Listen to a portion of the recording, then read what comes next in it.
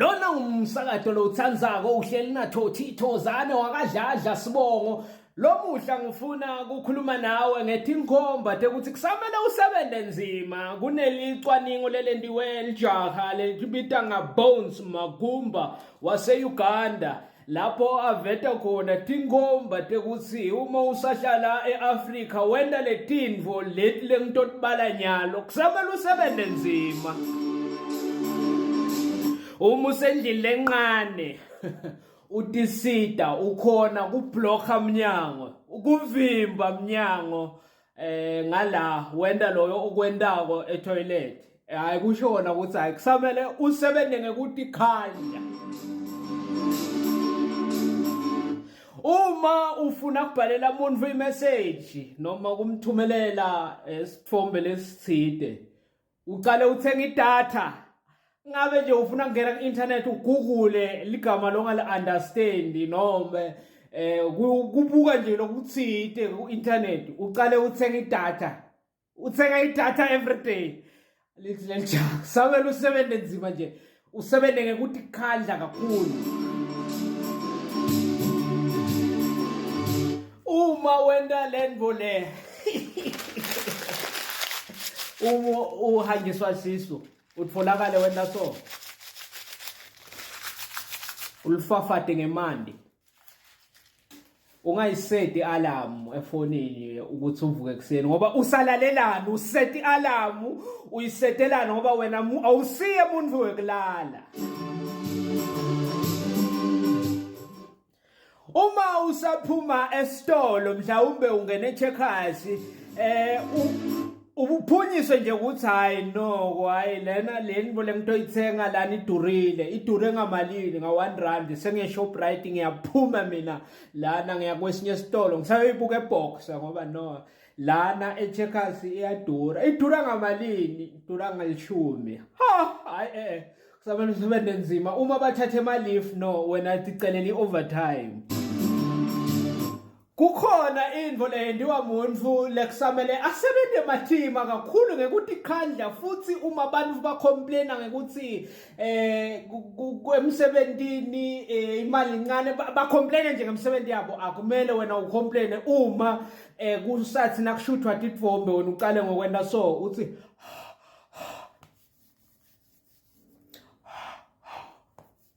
cha awusiye wena umuntu wocomplaina ngema-hour emsebentini ukuthi nisetshenziswa matima niphuma ladi awukusi umuntu wocomplaina nje kwakho wena ukuthi ufake amandla kakhulu usebenze.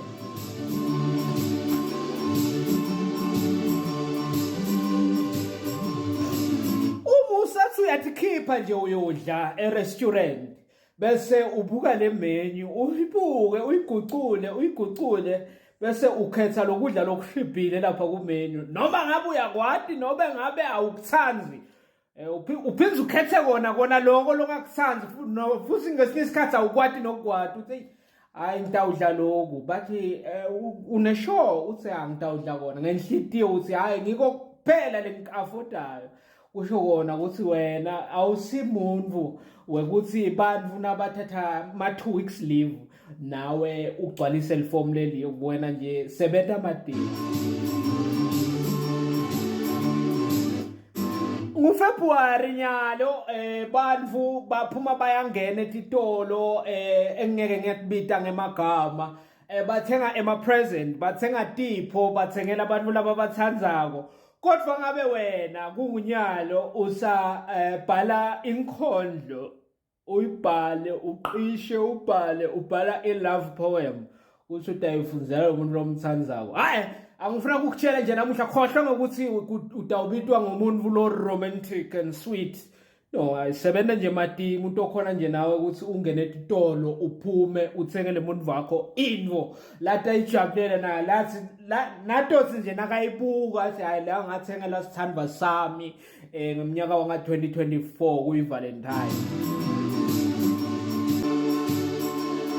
Kusekhona labantu laba emva kokuthi kube nemicimbi emndenini noma sibangani sithi khiphile bese ngakusasa uthi usathilelele nje uyabona mhlawumbe unelibhabhalazi noma bewugciniwe ngoba ujive kakhulu bese kungena imessage nwing uthi uyayifunda le message uthi may I please have my photos or please send the photos kahle. Hawu ngabe wena usacela tithombe emva kwelanga lemcimbi kusho wona uthi kumele usebente ngekudikhandla kanzi futhi ube umuntu lohloniphako emsebentini.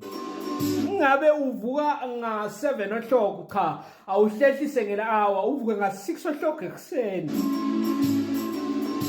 Sengcina ngabe nibangani ni ku WhatsApp group ibhalwe trip to Durban iqalwe nyalo ngoFebruary 2024 kodwa le group sey active nihlale nibhalelana kiyo niya discussa ukuthi kuyiwa eDurban kungiyalo ngoFebruary nihlala mhlawumbe ngiyabhekisa nihlala eDondoni mhlawumbe nobe nihlala ePitoli noma nihlala eJozi nibhizi niyabhala niyacisha kule group ebhalwe ukuthi igama lale group yi trip to Durban.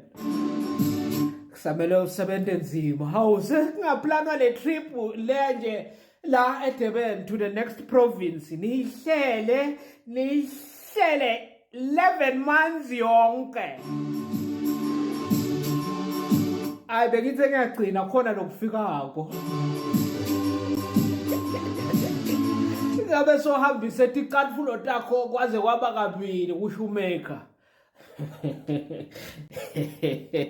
Hayi angasakhulumi kakhulu bantu batangidonsa. Hayi mina ngithothi Thokozani ngiyaphuma nyalo ngithi hayi bantu babe right kube mnanzi labashayelako baphephe labasemgwaqeni labasemsebentini lapho ngingakafiki khona inkosi ithela umuzi.